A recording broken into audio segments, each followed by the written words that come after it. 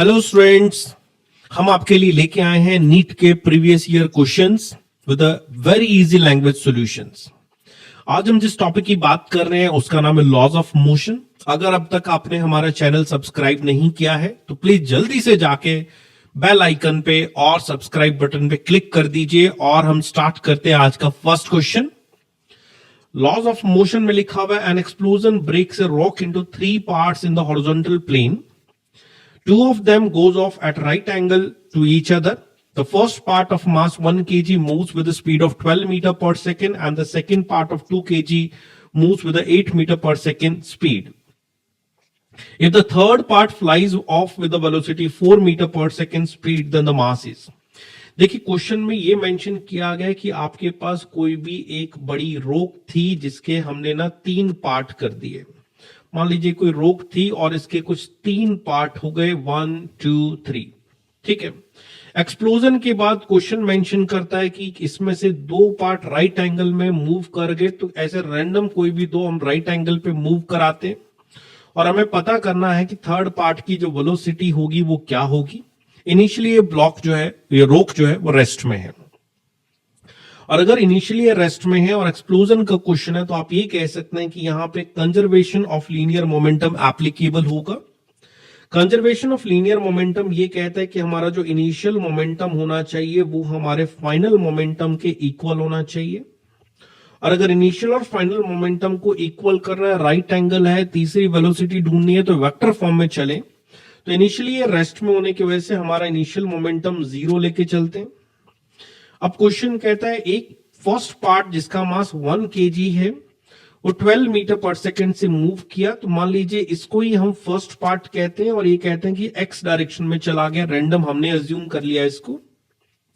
Second part जिसका मास 2 kg है वो 8 मीटर पर सेकेंड से गया और इसको हम सेकेंड पार्ट नाम दे देते हैं और लेट्स सपोज करो ये जे कैप में चला गया। थर्ड पार्ट का मास हमें नहीं दिया गया है और ये कहा गया 4 मीटर पर सेकेंड स्पीड से गया है और क्या वेलोसिटी है वो हमें पता नहीं है, तो इसको हम 4 कुछ भी वी कैप लिख देते हैं कि वेलोसिटी वी से चला गया है। अब क्वेश्चन ने पूछा है कि हमारे पास जो थर्ड पार्ट है उसका मास कितना होगा, तो देखिए हम ऐसा कह सकते हैं कि ये हमारे पास एक तरह से बन रहा है m3। 4 से आप चाहें तो इसको कट कर सकते हैं, 4 को 2 से कट किया और ये 3 टाइम कट हुआ, तो m3 v की कोई डायरेक्शन है is equals to coming as 3i with negative sign here and 4j। अब देखिए जब मास की बात होती है तो हमें मैग्नीट्यूड लिखना होता है, इधर का मैग्नीट्यूड बना 3 स्क्वायर प्लस 4 स्क्वायर का अंडर रूट, और इधर का मैग्नीट्यूड सिर्फ हमें m3 मिलेगा क्योंकि v के ऊपर कैप लगाया है, so we can simply write the mass is equals to 5 kg। अगर आपको चाहें तो इस तरह से कभी भी 2 परपेंडिकुलर की डायरेक्शंस की बात करें तो आपको एक अल्टरनेट ऑप्शन दे रहे हैं। अल्टरनेट ऑप्शन ये होता है कि आपको ये लिखना होता है m3 into v3, the momentum of the third part is equals to momentum of the first part m1 v1 का whole square plus m2 v2 का होल स्क्वायर का अंडर रूट। अगर कभी भी आपके पास एक बॉम्ब के 3 एक्सप्लोजन होते हैं और उसमें 2 पार्ट परपेंडिकुलर कहे जाते हैं, तो फर्स्ट 2 परपेंडिकुलर होने की वजह से उनका जो रिजल्टेंट बनेगा, मतलब जैसे 2 वेक्टर जब 90 डिग्री पे लगते हैं तो रिजल्ट होता है under root of A square plus B square. उसी तरह से हमने लिखा अंडर रूट ऑफ फर्स्ट वाले का स्क्वायर प्लस सेकेंड वाले का square under root is equal to third one. इसमें आप डेटा रख के आप क्वेश्चन को इजिली सॉल्व कर सकते हैं। अगला क्वेश्चन हमें दिया गया है body of mass m hits the normally on the rigid wall with the velocity v and bounce back with the same speed. ऐसे समझे कि ये हमारे पास एक वॉल है, इसको हमने वॉल बनाया, कोई भी एक बॉल हमारे पास है, बॉडी हमारे पास है जो कि जाके इस बॉल के साथ ऐसे हिट करती है, हिट करने के बाद उसी स्पीड से वापस आ जाती है। विद द क्वेश्चन कह रहे हैं सेम वेलोसिटी से वापस आ गई, लेट्स सपोज करो ये v स्पीड से जाती है और v स्पीड से वापस आ जाती है, तो इसका इंपल्स क्या होगा।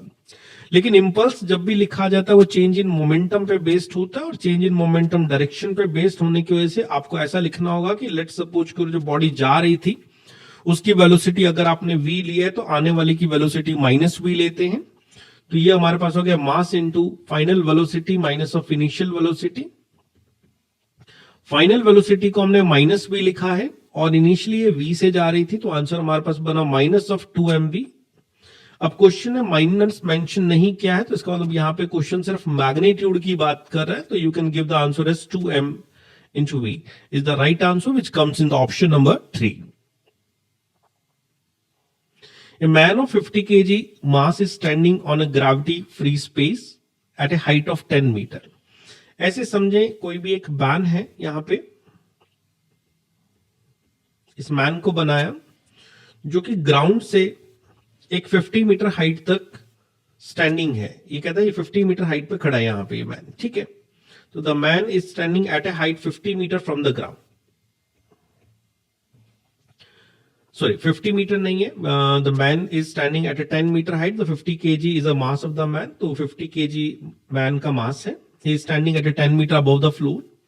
ही throws a stone of 0.5 kg mass downward. इसके हाथ में एक स्टोन है जिसकी वैल्यू दी गई है 0.5 kg, और ये कहा गया स्टोन को नीचे की तरफ थ्रो करता है with the speed of 2 metre per second. When the stone reaches the floor, the distance of the man above the floor क्या हो जाएगा? देखिए सारा का सारा जो पूरा का पार्ट दिया गया वो एक ग्रेविटी फ्री स्पेस में है। ग्रेविटी फ्री स्पेस का मतलब ये होता है कि जो हमारे पास एक्सटर्नल फोर्स है वो जीरो है। अगर ये एक्सटर्नल फोर्स जीरो है तो इसका मतलब यहाँ पे कोई भी एक्सटर्नल फोर्स नहीं है, तो कंजर्वेशन ऑफ लीनियर मोमेंटम लगेगा। और जब कंजर्वेशन ऑफ लीनियर मोमेंटम लगता है तो हम कहते हैं सेंटर ऑफ मास अपनी जगह से मूवमेंट नहीं करता। तो अगर सेंटर ऑफ मास इस हॉरिजॉन्टल लाइन पे एग्जिस्ट करता है तो बाद में भी सेंटर ऑफ मास इसी हॉरिजॉन्टल लाइन पे एग्जिस्ट करेगा, जिसमें स्टोन मान लो यहां आ गया और ये मैन थोड़ा ऊपर चला गया। अब क्वेश्चन ने पूछा है इस मैन का हाइट फ्लोर से क्या हो जाएगा, तो आपका सेंटर ऑफ मास हम मान लो यहां रखते हैं। मैन 50 kg का है जिसको हम इस जगह पे किसी हाइट पे लेके जाते हैं जिसको हमने h2 कहा। स्टोन यहां पहुंच गया जिसको हम किसी हाइट h1 की बात करते हैं कि h1 पे आ गया, स्टोन यहां पे आ गया जिसका मास 0.5 kg है। तो हम पहले पता करते हैं कि हमारे पास h2 क्या आएगा। तो भाई अगर हम सेंटर ऑफ मास के स्टेप से बात करें, सेंटर ऑफ मास के हिसाब से हम ये कह सकते हैं कि हमारे पास m1 into first height 1 is equals to m2 into second height हो जाएगा। तो m1 अगर हम स्टोन को लेते हैं तो इसने जो है 10 मीटर नीचे ट्रैवल किया है। पर्सन की बात करें 50 kg है, ये h2 ट्रैवल करता है, तो यहां से h2 की वैल्यू ढूंढी जाए तो 0.1 मीटर निकल के आ रही है। अब क्वेश्चन कहता है पर्सन ग्राउंड से कितना ऊपर है, तो 10 मीटर तो पहले ही था और 0.1 मीटर और ऊपर चला गया, तो इस वजह से इसकी हाइट होगी 10.1 मीटर। तो अगर सेंटर ऑफ मास कंसेप्ट से करें तो बहुत फास्ट क्वेश्चन सॉल्व होता है, ठीक है। तो अगले क्वेश्चन पे अगर हम बात करें तो अगला क्वेश्चन हम कहते हैं a man fires a bullet of 200 gram at a speed of this one, the gun is 1 kg mass, by what velocity the gun rebound backward. देखिए जब भी कोई भी गन और बुलेट का कोई क्वेश्चन हमारे पास आता है तो हम इसको ऐसा कहते हैं कि मान लीजिए बुलेट और गन जो है शुरू के अंदर इसके अंदर हमारे पास बुलेट और गन स्टेशनरी कंडीशन के अंदर है, तो इनिशियल मोमेंटम 0 है। जैसी ये बुलेट इस गन में से बाहर निकलती है तो इसने आगे की तरफ मोमेंटम गेन किया है, तो गन पीछे की तरफ एक मोमेंटम गेन करती है जिसको रिकॉइल वेलोसिटी कहते हैं। अगर बुलेट का मास मान लीजिए m है और ये किसी v1 वेलोसिटी से आगे की तरफ मूव करी है, तो कैपिटल M मास की गन किसी v2 वेलोसिटी से पीछे की तरफ मूव कर जाएगी जिसे रिकॉइल वेलोसिटी कहा जाएगा। तो कंजर्वेशन ऑफ लीनियर मोमेंटम कहते हैं कि जितना मोमेंटम फ्रंट डायरेक्शन में हमें मिला है उतना ही मोमेंटम बैकवर्ड डायरेक्शन में आएगा। तो बुलेट का मास आपके पास 200 ग्राम है, तो इसको किलोग्राम में चेंज करने के लिए 1000 से डिवाइड किया। ये 5 मीटर पर सेकेंड से बुलेट फायर की गई है, तो गन का मास अगर 1 kg है तो what is the velocity of the gun, जो हमें P2 पता करनी है। ये 0 कैंसिल हो गए, 2 into 5 10, 10 by 10 is equals to 1 meter per second. This is the recoil velocity of the gun which is in the backward direction. If a cricketer catches the ball of mass 150 gram moving with the velocity 20 meter per second, then he experience the force क्या होगा। इस question को हमने पहले भी कर रखा है। देखिए हम पहले इंपल्स की बात करते हैं, तो इंपल्स हमारे पास होता है चेंज इन अ मोमेंटम, ये इंपल्स होता है। अगर हमें इसमें फोर्स ढूंढना है तो हमें इंपल्स को टाइम से डिवाइड करना है, मतलब चेंज इन अ मोमेंटम को हम टाइम इंटरवल से डिवाइड करते हैं। तो पहले ही बॉल मूव कर रही थी, बाद में ये बॉल स्टॉप हो गई है, तो चेंज इन मोमेंटम इसका mv ही रहेगा क्योंकि बाद में मोमेंटम 0 है।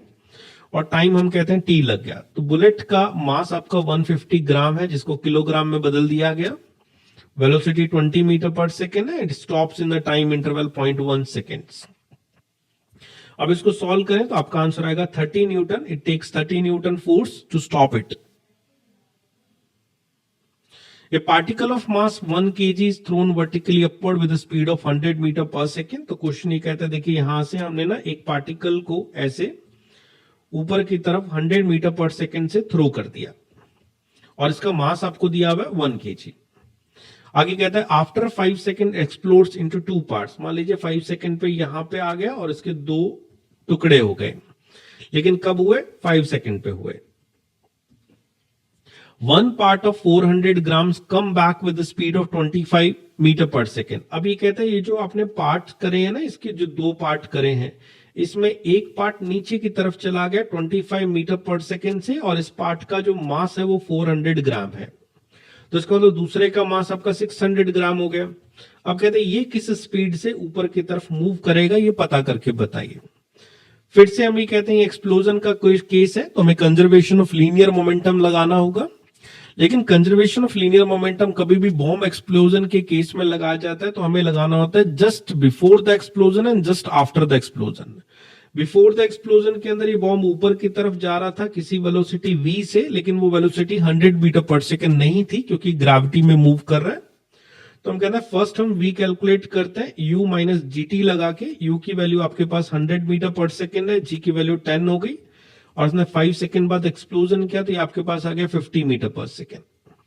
तो बॉम्ब ऊपर की तरफ 50 मीटर पर सेकेंड से मूव कर रहा था, जिसका मास एक्सप्लोजन से पहले 1 kg था।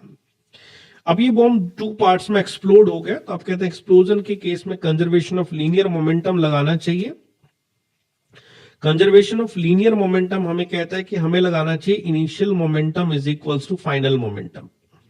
तो इनिशियली मोमेंटम के अंदर 1 kg का ब्लॉक एक्सप्लोजन से जस्ट पहले 50 मीटर पर सेकेंड से ऊपर जा रहा था, जिसका एक पार्ट 400 ग्राम का हुआ, किलोग्राम में बदल दिया जो 1000 हो गया, जो कि 25 मीटर पर सेकेंड से डाउनवर्ड गया है, इसलिए मैंने -25 यूज किया है इसको। और सेकेंड पार्ट हुआ 600 ग्राम। लेट सपोज करो किसी v2 वेलोसिटी से अपवर्ड मूव करेगा। अब इसको सॉल्व किया जाए तो ये आपके पास 50 हो गया है, इज इक्वल्स टू 0 0 0 0 मैंने कट किए, 25 इंटू 4 करें तो 100 हो गया, 100 को 10 से डिवाइड किया तो -100 आ गया। ये आपके पास 0.6 इंटू v2 लिखा जाएगा, तो ये इधर आया 60 हो गया, इज इक्वल्स टू 0.6 या 6/10 फिर से मैं लिख देता हूं ताकि कैलकुलेशन आसान हो जाए। और v2 की वैल्यू आ गई है 100 metre per second in the upward direction. तो option number 2 is the right answer.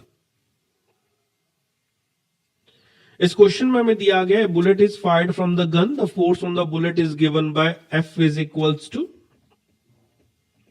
600 minus 2 into 10 raised to power 5 into time, where F is the Newton and T in second. The force on the bullet becomes 0 as soon as it leaves the barrel. What is the average impulse imparted to the bullet?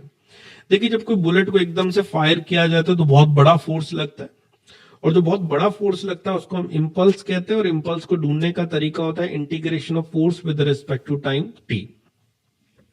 अब फोर्स तो हमारे पास है 600 minus 2 into 10 raised to power 5 into t, लेकिन problem आ रही है time किससे कहां तक इंटीग्रेट करेंगे। तो देखो जब स्टार्ट किया होगा टाइम 0 होगा। अब कहते हैं फोर्स बिकम्स 0 का मतलब होता है इसको आप 0 रख के पहले टाइम ढूंढ लीजिए, वो आपकी लिमिट बन जाएगी। तो यहां से टाइम की वैल्यू अगर ढूंढी जाए तो ये आपके पास हो जाता है 600 divide by 2 into 10 raise to power 5।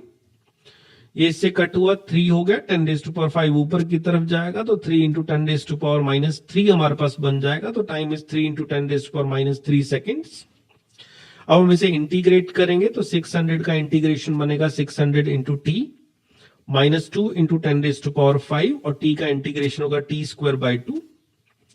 Limit हमें दिखाई दे रही है 0 से लेके 3 इंटू 10 रेज टू पावर -3। तो 600 को पहले t से मल्टीपल किया, 3 इंटू 10 रेज टू पावर -3 जो कि 1.8 बनेगा। 2 से 2 कैंसिल करते हैं, 10 रेज टू पावर 5 हो गया। t का स्क्वायर करें तो 9 इंटू 10 रेज टू पावर 6 हो गया ये हमारे पास।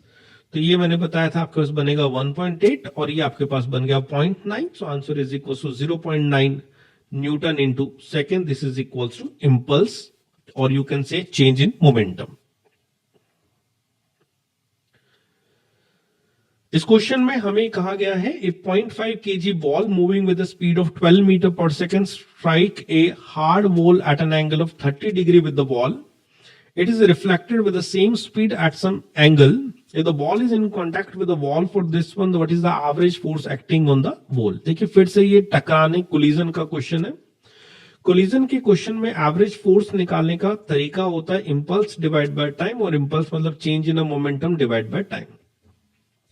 अगर ये वाला जो एंगल आपको वॉल के साथ प्रोवाइड किया जाए, जैसे इस वॉल में एंगल दिया गया है, तो चेंज इन मोमेंटम का फॉर्मूला होता है 2mv sin theta. Theta is a angle which is written there. और अगर ये एंगल यहाँ पे हॉरिजॉन्टल लाइन के साथ होता है तो होता है 2mv cos थीटा। अभी हम साइन थीटा यूज करेंगे क्योंकि वॉल के साथ है। और टाइम ऑफ कॉन्टैक्ट जो भी हमारे पास है वो हम रख देंगे। देखिए मास की वैल्यू कहा जाए तो ये हमने कहा 0.5 kg की बॉल है जो कि 12 मीटर पर सेकेंड से जा रही थी। एंगल हमें 30 डिग्री दिया गया तो साइन 30 यूज किया, divide by the time of contact with the ball is 0.25।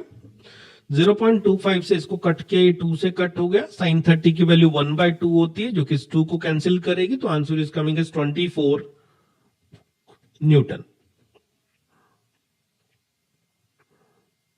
A particle of mass m is moving with the velocity v1. It is given an impulse such that velocity becomes v2. The impulse is equals to, जब भी impulse की बात आए तो आप समझ लीजिए change in momentum की बात आ गई है। चेंज इन मोमेंटम का मतलब final momentum. Final momentum is v2 velocity and initial momentum is v1 velocity. This is impulse m v2 minus v1 which comes in the option number 4.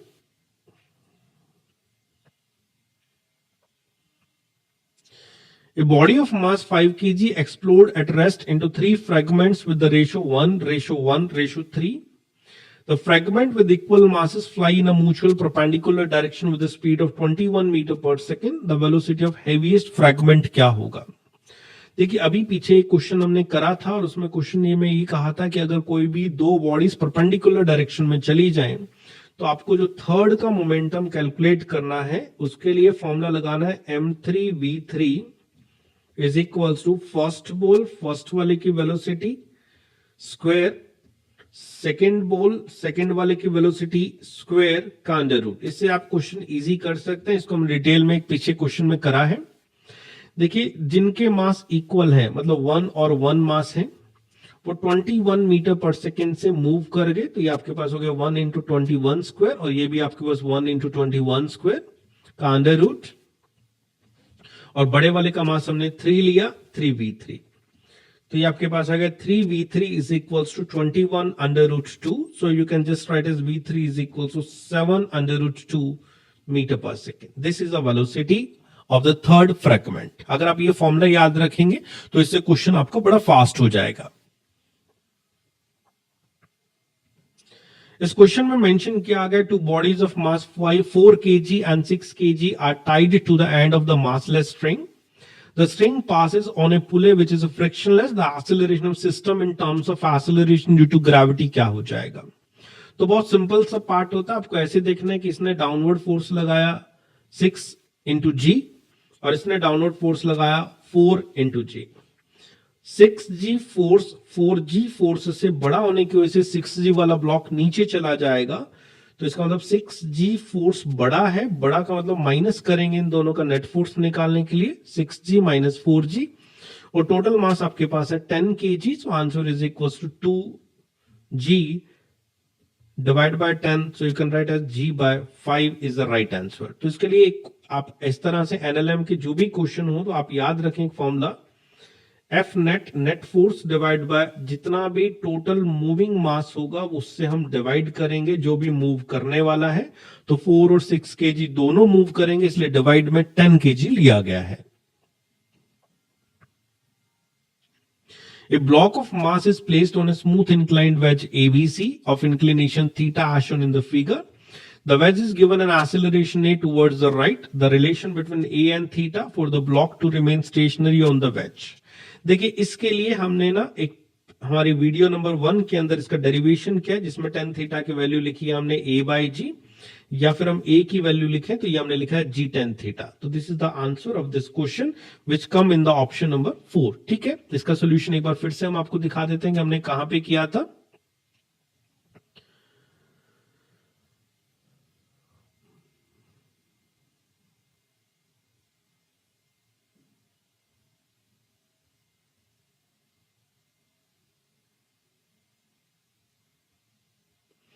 ये देखिए, ये हमारा क्वेश्चन था जिसमें हमसे पूछा गया था कि ये ब्लॉक को वेज कितना फोर्स अप्लाई करेगी। तो हमने क्वेश्चन सॉल्व किया था और इसमें हमने a is equal to G tan theta solve करके बताया था कि किस तरह से बैलेंस करके उसके ऊपर स्टेशनरी बना रहेगा।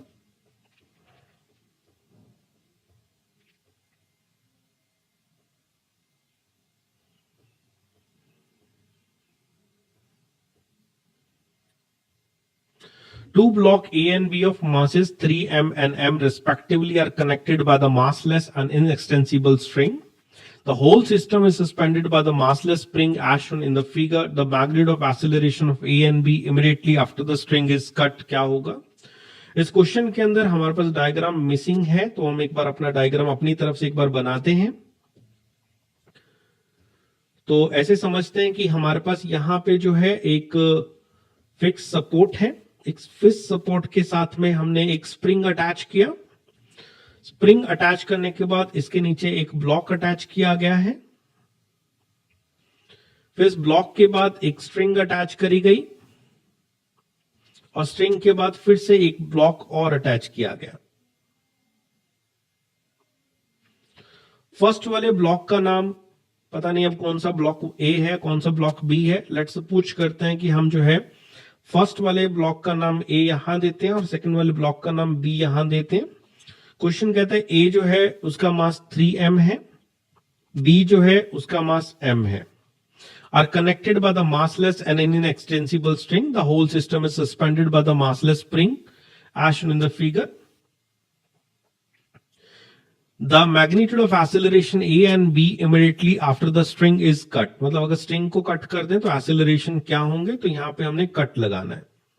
ठीक है, तो सबसे पहले देखिए ऐसे क्वेश्चन को सॉल्व करने के लिए हमें फोर्सेस की हेल्प लेनी होती है। तो फोर्सेस की हेल्प में हम ये कहते हैं इस ब्लॉक ने नीचे अपना फोर्स लगाया जिसका नाम है 3mg वेट। इसने भी अपना नीचे एक फोर्स लगाया जिसका नाम है mg जो इसका वेट है। स्प्रिंग के अंदर एक फोर्स क्रिएट हो गया होगा क्योंकि दोनों इसके साथ जुड़े हुए हैं। सिमिलरली हमारी जो स्ट्रिंग है उसमें भी कुछ टेंशन आ गई होगी क्योंकि ये भी स्ट्रेचिंग में है। तो हम कहते हैं इधर एक फोर्स लगा है जिसकी वैल्यू है 3mg because of the weight of 3m। इधर एक फोर्स लगा है mg because of the weight of m। इस स्ट्रिंग के अंदर एक टेंशन प्रोवाइड हो चुकी है, डेवलप हो चुकी है, और यहाँ पे एक स्प्रिंग फोर्स डेवलप हो चुका है कि दोनों ब्लॉक के वेट की वजह से आया जो कि हमारे पास है 4mg। तो ये हमने यहां पे कुछ डेटा मेंशन किया है। ठीक है, ऑप्शन के अंदर जो हमारे पास ऑप्शन है उसके हिसाब से हमारा आंसर मैच होगा नहीं होगा क्यों नहीं पता नहीं है, क्योंकि हमने ब्लॉक का डायग्राम अपने आप बनाया है, कुछ चेंज होगा तो हम कर लेंगे। अब हम कहते हैं string is cut. String is cut, तो जैसे स्ट्रिंग को कट कर दिया जाता है आपको टेंशन की जगह 0 यूज करना होता है। तो इसका मतलब टेंशन को 0 यूज करना है और टेंशन को 0 यूज करना है।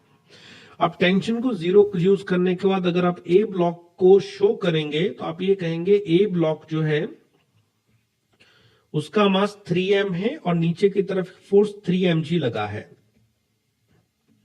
ऊपर की तरफ टेंशन लगी हुई थी बट उसकी वैल्यू हमने 0 कर दी, तो इसका मतलब इसके पास एक ही फोर्स बच गया, वो है 3mg। 3mg डाउनवर्ड फोर्स लगा और इसी को इसी के मास से डिवाइड कर दिया जाए तो इसका एक्सेलरेशन हमारे पास आ गया g जो कि डाउनवर्ड है। अब बात करते हैं उसके बाद ब्लॉक बी की। तो ब्लॉक बी को ड्रॉ करते हैं तो ब्लॉक बी के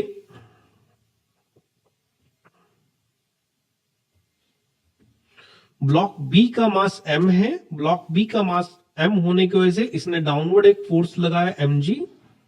डाउनवर्ड एक और फोर्स लगा टेंशन, बट टेंशन हम 0 कर चुके हैं तो ड्रॉ करने की जरूरत नहीं है।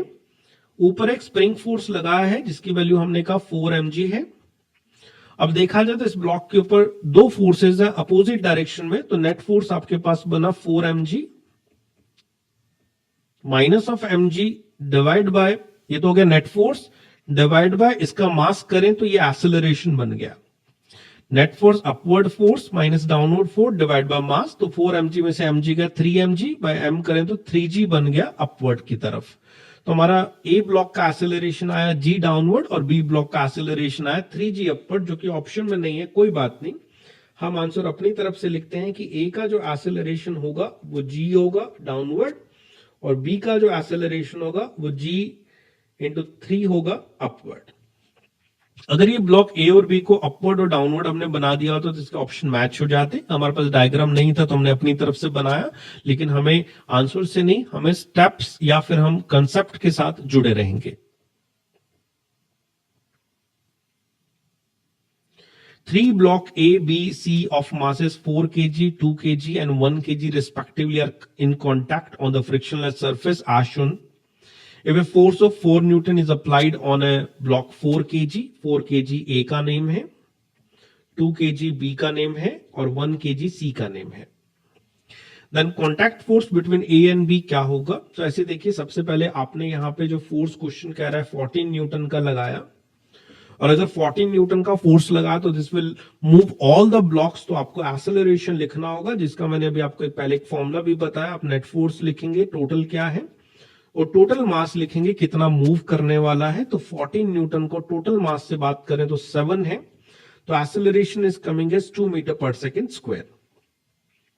अब आते ए ने बी पे कितना फोर्स लगाया, ए ने बी पे फोर्स लगाना है ऐसे, और जब ए ने बी पे फोर्स लगाना है, contact force between A and B का मतलब है ए ने बी पे फोर्स लगाया, तो ए ने जब बी पे फोर्स लगाया तो उसने 3 kg को मूव कराना है, क्योंकि उसने सिर्फ बी को नहीं साथ में 1 kg को भी मूव कराना है। इसको हम नॉर्मल नाम दें तो हम कहते हैं this is equals to mass of B plus mass of C, क्योंकि दोनों को मूव कराना है with some acceleration A. So you can write as 3 into 2 is equal to 6 Newton is contact force between the A and B. A ने B को force दिया और B और C मूव कर गए। A person of mass 60 kg is inside a lift of mass 940 kg. The presses the button on the control panel, the lift start moving upward with an acceleration 1 meter per second square. The tension in the supporting cable क्या होगा?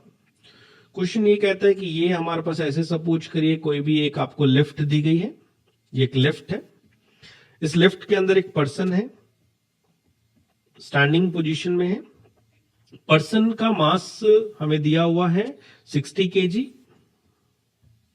Lift का मास दिया गया हमारे पास 940 kg, मतलब total मिला के अगर हम बात करें तो 1000 kg, और इसको यहां पे एक सपोर्टिंग केबल लगी हुई है यहां पे, और जिसके अंदर हमें टेंशन पता करनी है।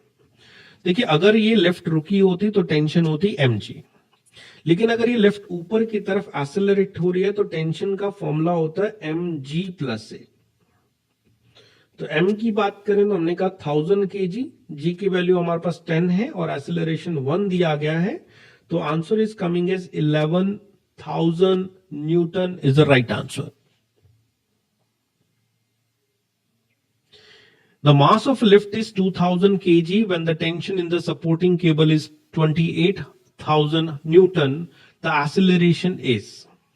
तो क्वेश्चन में ध्यान से देखिए, ये जो हमारे पास 2000 से टेंशन आनी चाहिए वो आनी चाहिए 20,000 न्यूटन, लेकिन ये आ रही है 28,000 न्यूटन, इसका मतलब ज्यादा आ रही है। ये टेंशन तभी ज्यादा आती है जब लिफ्ट हमारे पास अपवर्ड एक्सेलरेट हो,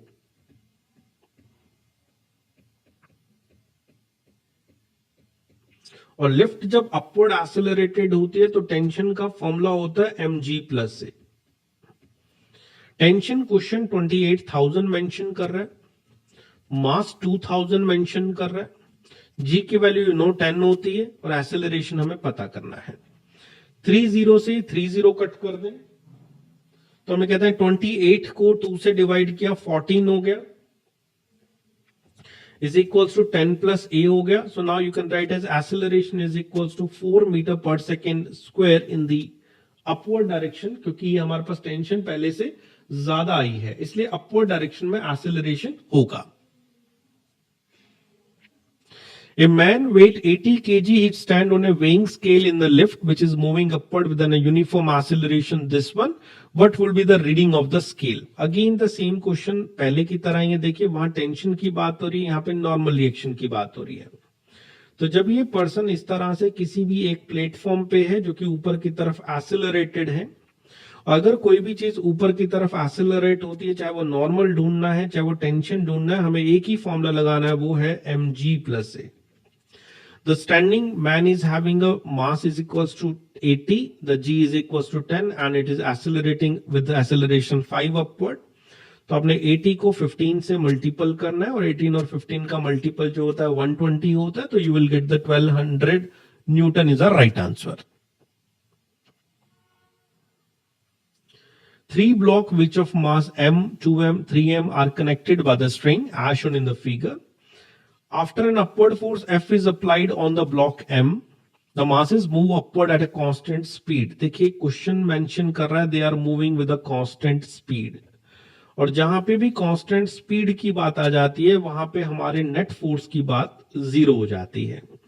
तो अगर इस तरह से वर्टिकली जो भी स्ट्रिंग अटैच हो तो उसके अंदर हमें टेंशन जब भी लिखनी है तो हमें जो है mg लिखनी है, बट क्वेश्चन ने सिर्फ नेट फोर्स की बात करी तो हम कहते हैं answer is 0। The net force on the mass 2m is equal to 0 because there is a constant speed. A football player is moving southward and suddenly turns eastward with the same speed to avoid an opponent. The force that act on the player while turning is. देखिए जब वो person किसी भी direction में अगर turn करता है तो उसका एक मोमेंटम चेंज होता है, और मोमेंटम को अगर हम टाइम से डिवाइड करें तो हम उसे फोर्स कहते हैं। तो मोमेंटम लिखना है तो हमें फाइनल मोमेंटम को इनिशियल मोमेंटम से डिवाइड माइनस करें तो चेंज इन मोमेंटम आएगा, और टाइम से डिवाइड करें तो फोर्स आएगा। तो पर्सन कहते हैं the person was moving in a south direction. South direction में लेट से आपने मोमेंटम लिखा mb with the minus J cap. J cap हम नॉर्थ के लिए लेते हैं और माइनस जे कैप हम साउथ के लिए लेते हैं। ये मैंने वैल्यू p1 की रखी, फिर माइनस का साइन लगाया। Then he turns in the east direction. East direction के अंदर हमने उसके मोमेंटम को आई कैप यूज करा, तो mb I cap minus mv minus J cap divide by time हो गया। आंसर में देखा जाए तो mb कॉमन लें तो इधर i बन रहा है और इधर आपके पास j बन रहा है, i प्लस j आ रहा है और i प्लस j दोनों इकट्ठे आ रहे हैं, तो i आपके पास ईस्ट के लिए आता है और j आपके पास नॉर्थ के लिए आता है, इसलिए फोर्स की डायरेक्शन आपके पास नॉर्थ ईस्ट है या ईस्ट नॉर्थ है। तो option number 2 is the right answer. A monkey of mass 20 kg is holding a vertical rope. The rope will not break when the mass 25 kg is suspended from it, but will break when the mass exceeds 25 kg. What is the maximum acceleration with which the monkey can climb up along the rope? देखिए question कह रहा है कि अगर 25 kg का मास hang करेंगे तो रोप नहीं टूटेगी, तो इसका मतलब मैक्सिमम टेंशन आपके पास 25 इंटू जी होनी चाहिए, मतलब 250 न्यूटन होनी चाहिए, 25 जी होनी चाहिए। तो टी की वैल्यू की अगर हम बात करें, फिर से ये ऊपर की तरफ एक्सेलरेटेड है, तो ऊपर की एक्सेलरेटेड के लिए पहले भी क्वेश्चन करें, अगेन बोल रहा हूं, टी की वैल्यू mg प्लस ए लेते हैं। टी को 25 जी लिखा, m को 20 लिया, g प्लस ए लिखा गया यहां पे, तो आपके पास आ गया 25 जी is equals to 20 ji plus 20 ए। 20 जी को इधर आके माइनस करेंगे तो आपके पास आएगा 5 g is equals to 20 a. 5 into g करें तो 50 हो गया, 50 को 20 से डिवाइड करें तो 2.5 metre per second square is the acceleration with which the monkey can climb in the upward direction. ठीक है, तो answer number 2 is the right answer. A lift of mass 1000 kg is moving upward with an acceleration this one, the tension develop. अब मैं सीधा formula लिख रहा हूं, आप यहां पे T equals to mg plus a में डेटा रखेंगे, आपका आंसर आ जाएगा, क्योंकि सेम टाइम के क्वेश्चन हम पहले भी कर चुके हैं। Two masses m1 5 kg, m2 10 kg are connected at the end of the inextensible string passing over a frictionless pulley as shown. When masses are released, then acceleration of masses क्या होगा? तो इसके लिए हमने एक फॉर्मूला आपको दिया हुआ है, वो है net force divide by total mass. Net force की अगर हम बात करें तो एक मास 5 kg है, एक 10 kg है, तो 5 kg मास ने 5g फोर्स लगाना है, 10 kg मास ने 10g फोर्स लगाना है, तो बड़ा 10g होगा माइनस 5g नेट फोर्स हो गया डिवाइड बाय टोटल 15 मूवमेंट करेगा, तो आंसर इज कमिंग है g/3। मतलब यहां पे अगर हम m1 की बात करें तो इसने 5g फोर्स लगाया और m2 की बात करें तो इसने 10g फोर्स लगाया। दोनों फोर्सेस एक दूसरे का अपोज करेंगे, इसलिए नेट फोर्स को हमने माइनस किया है। A mass of 1 kg is suspended by the thread. It lifted up with an acceleration 4.9 and lowered with an acceleration 4.9. The ratio of tension क्या होगा? देखिए पहले वाले के अंदर इसको ऊपर की तरफ एक्सेलरेट करा है, तो इसलिए टेंशन होनी चाहिए mg प्लस से, और सेकंड वाले के अंदर इसको डाउनवर्ड एक्सेलरेट करा है तो आपके पास टेंशन होनी चाहिए g माइनस से। तो इसका मतलब हमें अगर T1 बाय T2 का रेशियो लिखना है तो हमें g प्लस से और g माइनस a का रेशियो लेना चाहिए। जो डेटा दिया गया है 4.9 है, तो इसका मतलब g की वैल्यू 9.8 लें तो ज्यादा बेटर होगा। तो 9.8 प्लस 4.9 डिवाइड बाय 9.8 माइनस 4.9, दोनों को डिवाइड करेंगे तो you will get the answer is 3:1। Option number 1 is the right answer. Calculate the acceleration of the block and trolley system shown in the figure. The coefficient of kinetic friction between the trolley and the surface is this one. The mass of the string is negligible and no other friction exists. देखिए यहां पे क्या करना है, आपने ये देखना है इसने नीचे कितना फोर्स लगाना है। यहां पे इसने नीचे फोर्स लगाना है 2g या 20 न्यूटन कह सकते हो आप, इसका वेट हो गया 20 न्यूटन। यहां पे अगर हम बात करें तो इसने अपने वेट को डाउनवर्ड डायरेक्शन में लगाना है जो कि 10g हो गया, या फिर आप 100 न्यूटन कह सकते हैं। इस 100 न्यूटन की वजह से ऊपर की तरफ हम एक नॉर्मल रिएक्शन आएगी। जब ये आगे जाने की ट्राई करेगा तो फ्रिक्शन इसको अपोज करेगा जो कि बैकवर्ड डायरेक्शन में लगेगा, और इसका अपोज करने की वजह से हम ये कह सकते हैं फ्रिक्शन को नेट फोर्स में माइनस की तरह यूज करेंगे। और इस फ्रिक्शन में हम बात करें कितना होगा, तो फ्रिक्शन की वैल्यू आएगी आपके पास म्यू इंटू नॉर्मल के बराबर। अब म्यू की बात करें, क्वेश्चन ने 0.05 दिया है, नॉर्मल आएगा 100 न्यूटन के बराबर, क्योंकि ये अपोजिट लिखे हुए तो इसको आपने 100 न्यूटन लिखा। 0.05 से 100 का मल्टीपल करें तो 5 न्यूटन बन गया। अब हम कहते हैं acceleration will be equals to net force divide by total mass जिसने मूवमेंट करना है। नेट फोर्स देखिए यहां पे 20 न्यूटन लगा है, फ्रिक्शन ने 5 न्यूटन से अपोज करा, डिवाइड बाय टोटल मास अगर हम लेके चलें तो 12 न्यूटन है। एक 10 kg की ट्रॉली है और 2 kg का ब्लॉक है, तो ये 12 हो गया। 20 को 5 से माइनस किया तो 15/12 आ गया। इसको हम 3 से कट करें तो 5/4 आ गया, 5/4 को डिवाइड करें तो इसका mess 1.25 metre per second square is the right answer. A body of mass m is kept on a rough horizontal surface. Let's suppose करो ये एक ब्लॉक है, इस ब्लॉक को किसी एक हॉरिजॉन्टल रफ सरफेस पर रख दिया गया, ये एक रफ सरफेस है। A horizontal force is applied on the body but it does not move. The resultant of the normal reaction, normal reaction हमारे पास ऐसे अपवर्ड लगता है, एंड द फ्रिक्शन, अगर हम इसको इस डायरेक्शन में मान लो एक फोर्स अप्लाई करेंगे तो फ्रिक्शन पीछे की तरफ लगेगा, तो ये फ्रिक्शन हो गया। अब कहते हैं द रिजल्टेंट का मतलब होता है इन दोनों के बीच में जो रिजल्ट आता है इसे हम कॉन्टैक्ट फोर्स कहते हैं, जिस कॉन्टैक्ट फोर्स के रिजल्ट की वैल्यू होती है नॉर्मल का स्क्वायर प्लस फ्रिक्शन का स्क्वायर का अंडर रूट। अब आपको ऑप्शन में दिया हुआ है कि जो हमारा F होगा वो कितना होगा, मतलब इसको R की जगह पे उन्होंने एक F सिंबल से डिनोट करा है, ठीक है। तो हम कहते हैं कि हमें the resultant of normal reaction F है और इसको हम F1 कह देते हैं और हमें F पता करना है। तो देखिए अगर हम कहें कि हमारे पास फ्रिक्शन मान लो 0 है तो फिर हम कहते हैं F की वैल्यू हमारे पास सिर्फ नॉर्मल निकल आएगी। अगर हम कहें फ्रिक्शन हमारा मैक्सिमम है तो ये हमारा म्यू इंटू नॉर्मल लिखा जाता है, जिसे हम स्टैटिक फ्रिक्शन कहते हैं। तो F की वैल्यू हमारे पास आएगी n² plus mu into n का होल स्क्वायर का अंडर रूट। तो हम कहते हैं कि हमारे पास F की मिनिमम वैल्यू जो आई है वो नॉर्मल आई है और मैक्सिमम वैल्यू ये वाली है ये, तो इसका मतलब F इसके बीच में कहीं लाई करेगा। तो ये कहता है कि what is the value of F, तो हम कहें F की वैल्यू हमारे पास नॉर्मल क्या है mg के बराबर, इसने नीचे अपना वेट लगा mg, तो नॉर्मल क्या है mg के बराबर। तो हम what is the maximum value of F, तो we can just write maximum value of F is equals to normal under root of 1 plus mu का स्क्वायर, ये हमने मैक्सिमम से हटाया, नॉर्मल बाहर लिया, नॉर्मल की जगह mg लिखा, तो 1 प्लस म्यू स्क्वायर का under root, this is the value of the F maximum contact force. तो ऑप्शन नंबर 3 कह रहा है कि हमारा answer mg under root of 1 plus mu square के बीच में एग्जिस्ट करेगा। अगर आपको हमारी वीडियोस पसंद आई हो तो प्लीज इसे लाइक, शेयर एंड कमेंट करना ना भूलें और ज्यादा से ज्यादा अपने दोस्तों को शेयर करें। अगली वीडियो में हम न्यूटन लॉ ऑफ मोशन का पार्ट 3 करेंगे, जिसमें रिमेनिंग क्वेश्चंस को डिस्कस किया जाएगा। आपकी वीडियो में बस इतना ही। Thank you so much.